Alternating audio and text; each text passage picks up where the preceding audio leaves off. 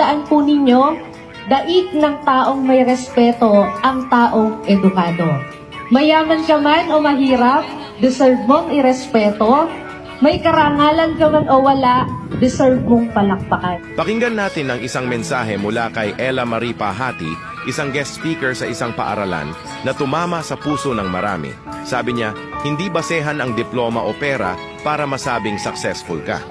Sa panahon ngayon, parang nakadepende na ang respeto sa kung gaano kakayaman o kaganda ang trabaho mo. Pero tandaan natin, anumang narating mo, deserve mong irespeto bilang isang tao. Natanong ko yung sarili ko, bakit ako? Ano yung nakaka-inspire sa akin? Ano yung po pwede kong sabihin para ma-motivate yung mga mag-aaral na magsisipagtapos?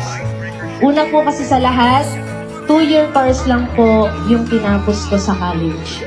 Pangalawa, hindi rin po ako regular sa trabaho ko. Pero dumating din ako sa point